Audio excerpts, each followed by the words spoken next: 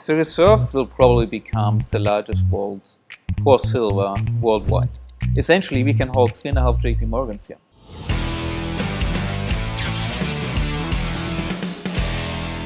Hello again, everyone, and welcome to another edition of Silver Bullion Television, SBTV. I'm your host, Patrick Vieira.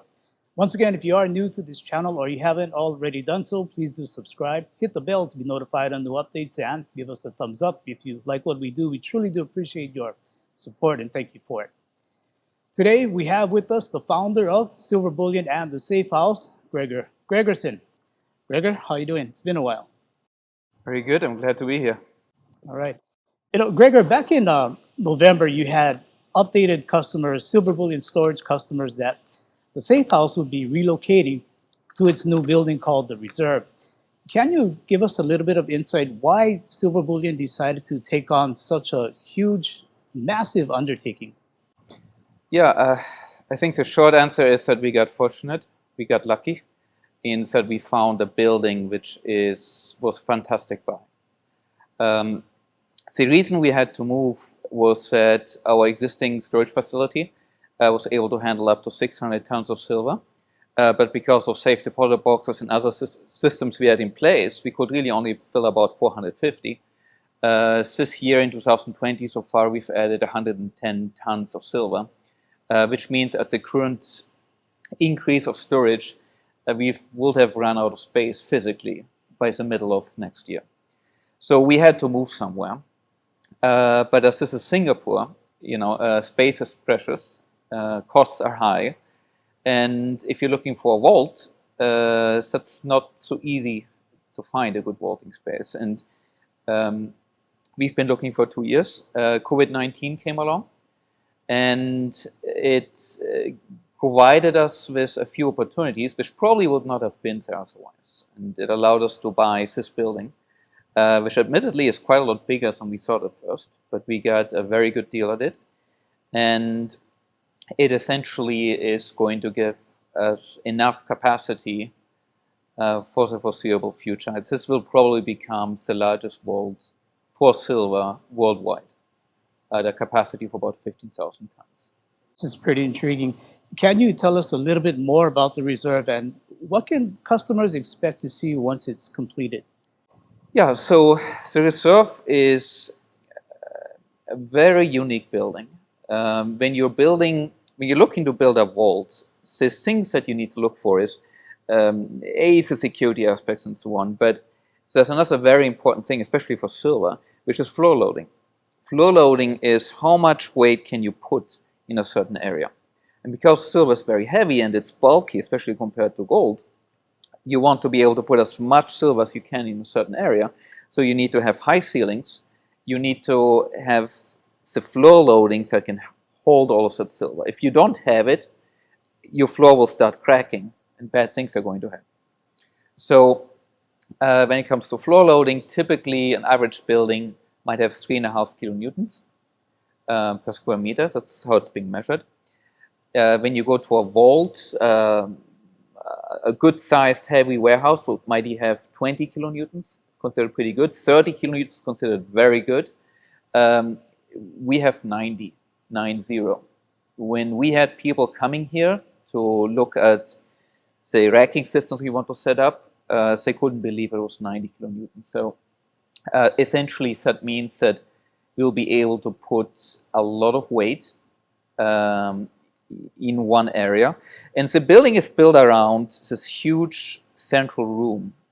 It's a 32-meter high room. That's about 100 feet high. It has a 90 kilonewton floor. It's about 20,000 square foot in size. And we'll be stacking silver at 12 meters high. It's about 40 feet high, using either very narrow lane or reach truck heavy-duty moving systems. So that's essentially what the Reserve can do for us. It will not just alleviate the problems that we'll be running out of storage space, but it will pretty much make us facility which will probably be the largest silver facility in the world. To give you an idea, 15,000 tons is about 500 million ounces of silver. If you look at JP Morgan, which is expected to have the highest amount of silver holdings worldwide, right, which is estimated to be about 130 million ounces.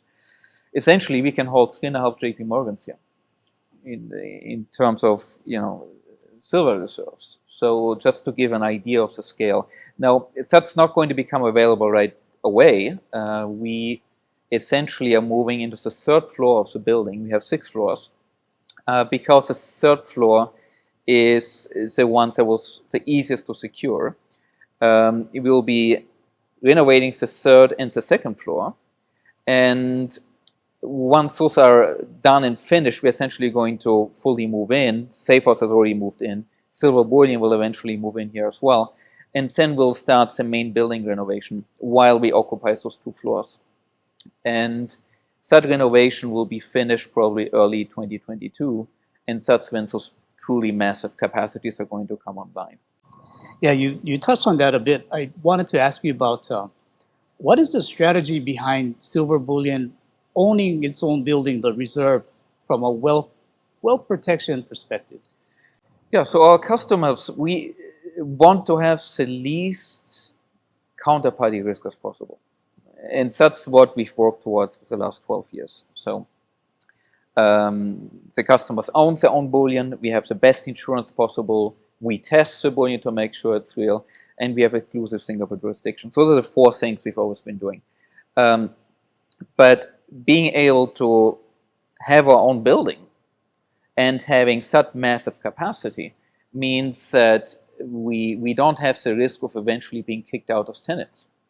Right, that's always something. I mean, plus, I think as a customer, it's sort of reassuring to know that the place where your building is held is such a big facility that is fully owned and only subject to Singapore law. And that's basically what we established here. So I think from a wealth management point of view, from a risk edit, that was sort of the last piece which I think we could improve.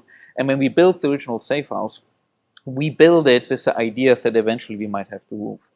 And, that's what we did now. That's where we managed to move in here, the 400 plus tons that we moved the other day. And now that we have this, I don't foresee us moving again. If we run out of space now, that will be a really good problem to have. Yeah, you can see that. A lot of people, though, when we do interviews, they always talk about diversify, diversify, diversify. So I need to ask this question, though. With everything under one roof, does it go against that model of diversifying? So when you diversify, a lot of people don't realize how jurisdictional risk works. If you're going to a website and you see, okay, you have your gold, your Singapore gold, your Swiss gold, your US gold, and you click on a button and you move some things around, that doesn't really give you jurisdictional diversification. Those are just numbers on a screen. What matters is where does the company that holds your bullion do business? And for you to be only liable to Singapore law, you need to store it with a company which is only going to be subject to Singapore law, which means it's not really doing storage business or any material sort of business in any other country. And the best way I like to explain this is if you're looking at Carrie Lam is it's actually called the CEO of Hong Kong. It's not called the president, it's called the CEO. And she recently had sanctions set against her. The Trump administration said, we don't like what you're doing. We are going to put sanctions against you. And think of Carrie Lam as being the president of Hong Kong, basically. So now you take HSBC Bank. And a lot of people don't know this. HSBC stands for Hong Kong Shanghai Banking Corporation, right? And let's assume that Carrie Lam had a bank account with HSBC. Now the US comes along and says, Carrie Lam is a bad person. Sanctions. What is the Hong Kong Shanghai Banking Corporation going to do with the head of the government of Hong Kong? Are they going to close her bank account because the US says so? Or are they going to follow Hong Kong law and just ignore it?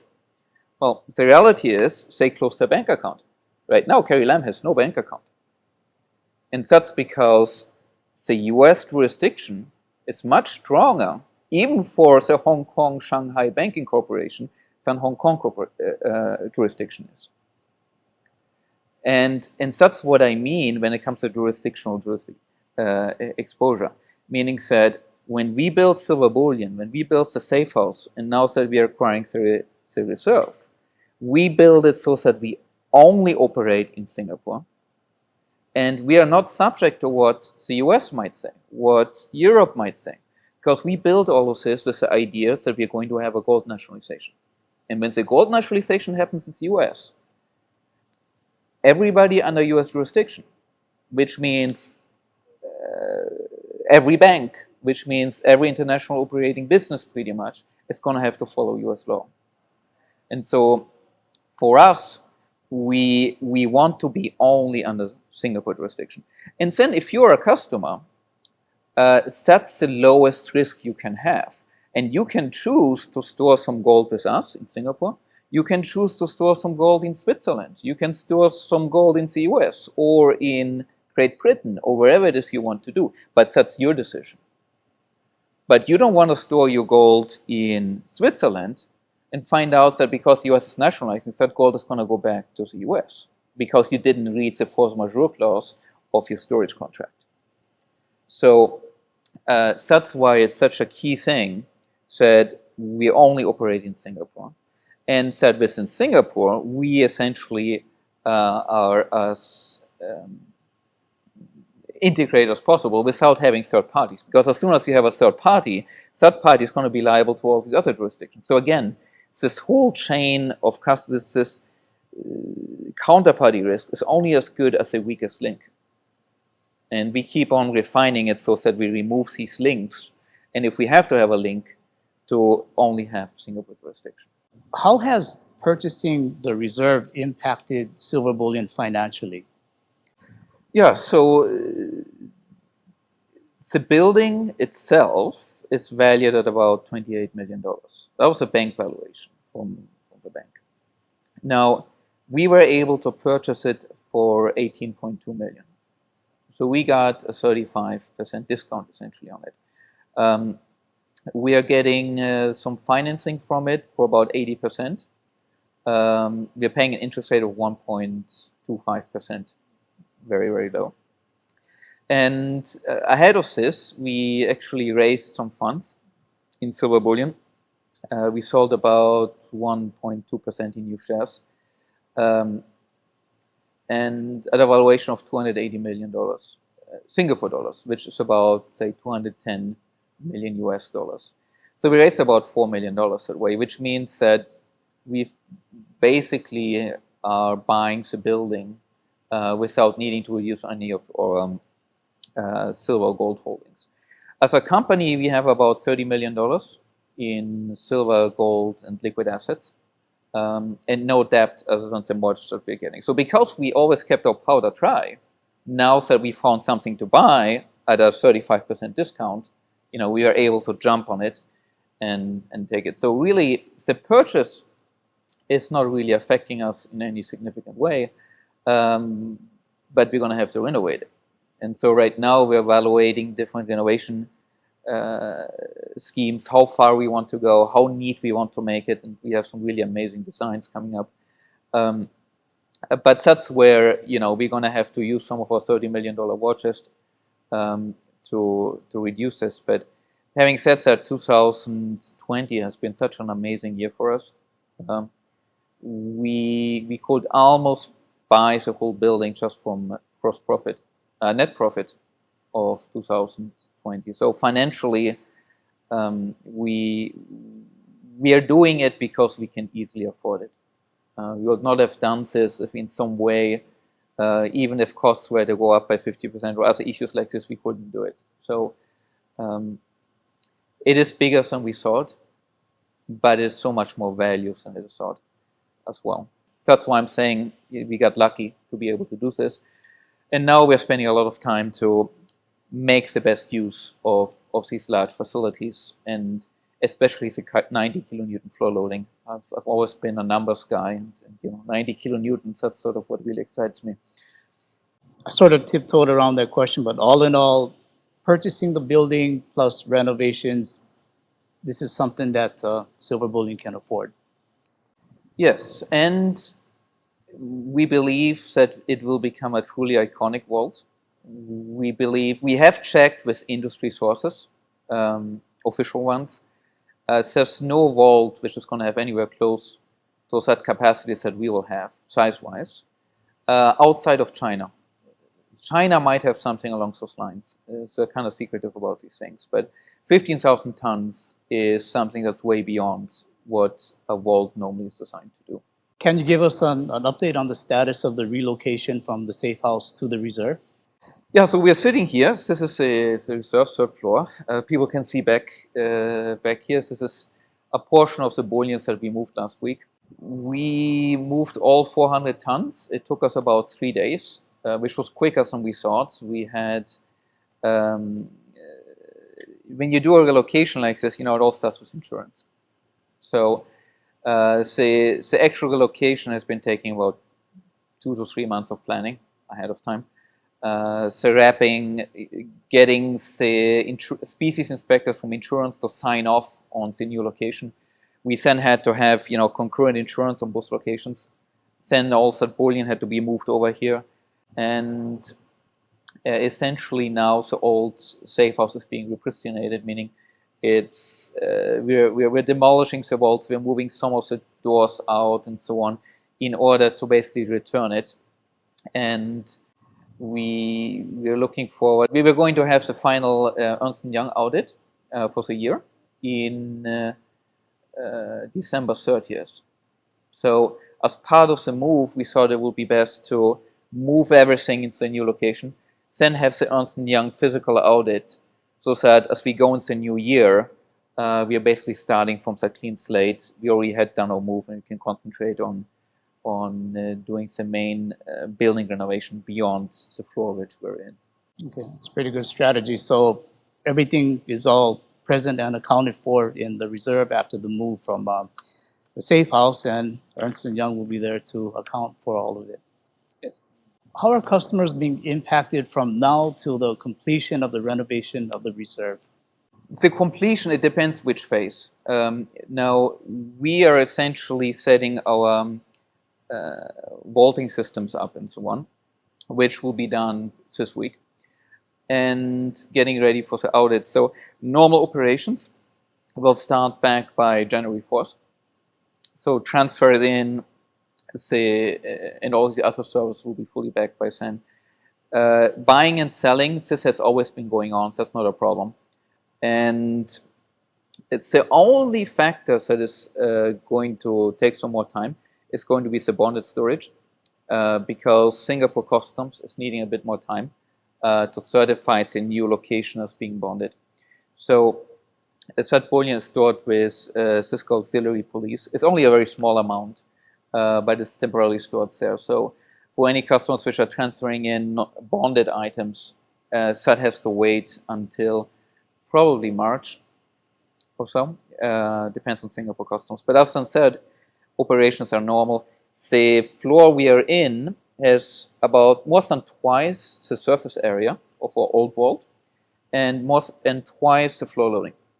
And so we can store 4 times as much on this floor alone than we were able to store in the old facility. So it will easily bring us to next year, when we'll be able to move into the main vault. Okay, so all of these big things happening, but for those of you that don't know, Gregor first started out with bullion under his bed, and now he has bullion in his own building. Can you just tell us how you feel? I mean, the epiphany that you saw from back then to now. I think the most important moment was when I used to be a senior data architect for Commerzbank, and I was in the trading room in Frankfurt of this big bank, second biggest bank in Germany. Shortly after Lehman Brothers went bankrupt, right? And I saw how the financial system was essentially, how fragile it all was, and how it was really just based on the trust that one bank has versus another. If that trust is gone, it all falls apart. And that's when people went off and they bought the precious metals and so on, right? And I was standing there, and at one point, I remember the feeling. It just became a certainty. It's when you buy something, say you're buying some silver, and you're looking at the price go up, and you think, yeah, that was a good buy because the price went up a little bit, but then maybe it's going to crash a little bit, and then you're feeling, I shouldn't have bought it. That's kind of that's when you have that, you're not sure why you bought it. But what happened to me back then was I knew, based on what I've seen, that the financial system is going to be in a much, much bigger mess. I don't know when, but it's going to happen. And I realized because these traders, they went out and they bought the physical gold and silver. And by the time I went, I couldn't get any because it was all bought up already. And I didn't realize it that same day, but it was maybe a day or 2 days after, standing in that trading room, when I realized I want to own physical metal. I want to be in this business. I want to find a way to preserve that gold and silver, because it's not really about gold and silver. It's not about the metal. It's about storing your wealth in a way that cannot be taken away from you when you have a systemic crisis. A systemic crisis is when the shit hits the fan, when things go really bad, when laws are changed, and when you think you can rely on, you can no longer rely on. Right? When all of this happened, which is what I realized in 2008, that's when you want to hold that gold, and you want to keep it in a way that assures you that it's not going to be taken away from you. And so that was a moment when everything moving forward from there was just common sense. Coming back to Singapore and then buying my own silver and gold and holding it. Where do I put it? Well, I put it under my bed. And then I figured it's good to start a company because I can claim back the import tax. That's really how Silver Bullion started first. Then I thought, okay, let me see if anybody's interested in buying some of it. And that's my background in software engineering. I built the website in the trading room. Somebody bought, well, where do I meet them? Well, let's meet them at the train station. I give them the 3 bars of silver. He gives me the cash. But, it was just one sort of step after another step after another step. And when we built the safe house, some of the people who started the business with me said, oh, it's way too risky to build a storage facility to store the silver. What if nobody buys? I never had that doubt, because it was that moment in that vault which gave me a glimpse, an insight into reality. So it might not happen now, but we are going to have that crisis. And COVID-19, I think, has been a wake-up call for a lot of people. And so building this vault now, which is the next step after the safe house is still here, by the way. The safe house basically is going to rent the first and the second floor of the reserve. It's just what the building itself will be called the reserve, because we're going to have other tenants moving in as well. So, but that was all a logical sort of step. And now looking back at it, it's sort of amazing. But sometimes I'm amazed that nobody else is doing it, or so few people are, because everybody keeps on buying the paper and hoping everything is going to be fine, because they don't want to take the time to look behind the scenes. And I really urge listeners to do that, to take some time and understand why having $2-3 trillion deficits per year in the US is going to have consequences. It might not be tomorrow, and you might be happy to get a check in the mail next month from the government. But at some point, all that debt created is going to have repercussion. And the repercussion is always going to be what's easiest for politicians. That's what I learned in my life. Politicians will do what's easiest. They're not going to do what's right or what's tough or what's difficult. And the easiest thing is to depreciate the currency. And at some point, just like people didn't trust the banks during the 2008 banking crisis at one moment, right? People might no longer trust the US dollar. And when that happens, the United States is going to have to nationalize gold. And with the nationalized gold and or silver, they're going to nationalize it everywhere they can get their hands. And that includes Hong Kong, of all places. Right? So I want to make sure I'm not one of those places where that can be grabbed because we are only under Singapore jurisdiction. And it's not that the US needs to convince a country to do it. The US just needs to take the bullion from the companies. And all companies operating in the US or which are exposed to the US are going to have to follow that. And that's what I need people to understand. Spend some time to look into this because I think it's one of those things. If you know it ahead of time, it can make a huge difference in your life because learning about it after the fact, it's not going to do you much good. Gregor Gregersen, thank you for the interview, and I'd like to show all of you out there the move from the safe house relocating to the reserve.